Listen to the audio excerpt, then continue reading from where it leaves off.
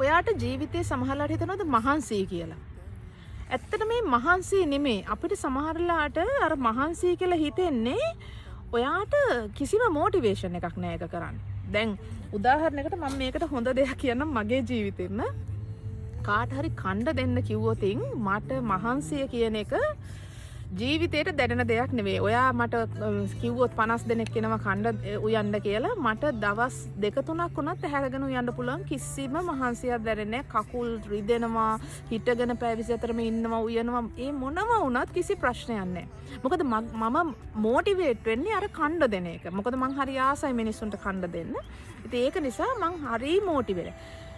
ඒක තමයි අර මිනිස්සු මහන්සි දැනෙන්නේ. මොකද ඒ මහන්සි දැනෙන්නේ අපි මොටිවේටඩ් වෙලා නැතිනේ. අපිට උත්සාහය උනන්දුව එන්නේ නැහැ.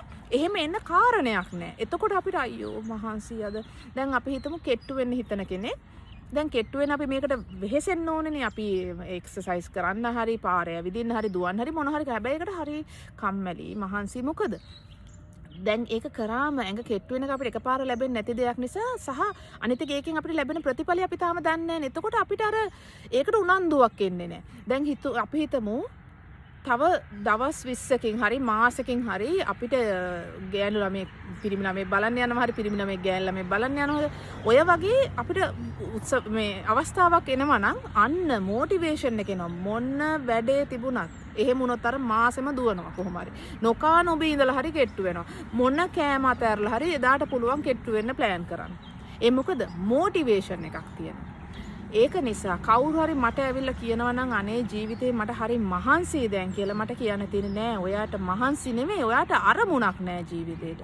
ඔයාව මොටිවේට් කරන්න පුළුවන්, ඔයාව උනන්දු කරන්න පුළුවන් අරමුණක් තියෙන්න ඕනේ ජීවිතේ. අන්නේ අරමුණ හදාගත්ත දවසට මහන්සිය කියන එක කැලේ යනවා.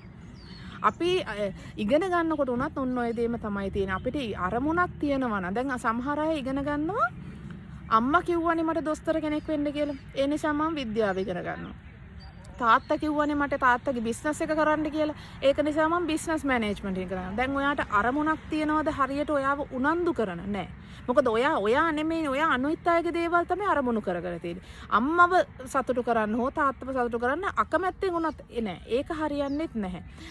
ඔයා වෙලා ඔයාව මොටිවේට්. සමහර වෙලාවට සමහර අය ඉන්නවා දෙමව්පියන්ට අතිශයින් ආදරය කරන. එතකොට අරක මොටිවේෂන් එකක් වෙන්න පුළුවන්. අම්මා වෙනුවෙන් මම මේක කරනවා. අන්න ඒක අරමුණක් වෙච්ච දවසට ඔයා මැරිගෙන මේක කරනවා. මොකද ඔයා දකින්නෝ කැමති අම්මගේ සතුට, තාත්තගේ සතුට. එදාට ඒක මොටිවේෂන් එකක් වෙලා ඔයාට ඔයාගේ දේවල් කරගන්න අවශ්‍ය අර ශක්තිය, ධෛර්යය හැමදේම ලැබෙනවා. කම්මැලිකම නිකම්ම නැති වෙලා යනවා. ඉතින් මහන්සි, කම්මැලි ඒ දේවල් කියන්නේ අර අරමුණු කියන එකේ පොඩි ප්‍රශ්නයක් තියෙන නිසා. නිවැරදි අරමුණක් ඔයාට ජීවිතේ නැත්තම් අනිවාර්යයෙන්ම එහෙම එකක් හොයාගන්න උනන්දුවක් අවශ්‍යතාවයක් තියෙනවා නම් මට කතා කරන්න, මට මෙසේජ් කරන්න. අපි කතා කරමු.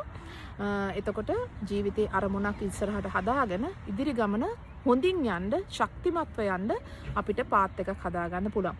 අරමුණ තමයි ප්‍රධාන වෙන්නේ. අරමුණ හදාගත්තට පස්සේ අරමුණට යන්නේ කොහොමද කියන පියවර ටික අපිට ලේසියෙන්ම හදාගන්න පුළුවන්. මූලික වෙන්නේ අරමුණක් හදාගන්න. එහෙනම් ඉතින් තවත් දවසක තවත් වැඩසටහනකින් ඔයගොල්ලෝ හම් වෙන්න එකන් අදට ගිහින් එන්න. අරමුණු වෙනුවෙන් ඔයගොල්ලන්ට ජීවිතේ යම්කිසි දෙයක් ඉගෙන ගන්න අවශ්‍ය නම් අරමුණක් තියෙන හැටි, අරමුණ කරා යන හැටි ඕනම කෙනෙකුට පුළුවන් මට කමෙන්ට් කරන්න, මෙසේජ් කරන්න. අපි කෝචින් කරනවා මම. ඒ ගැන අපිට වැඩිදුර කතා කරන්න පුළුවන් එහෙම වුණොත්. හරි. එහෙනම් අදට ගිහින් එන්න.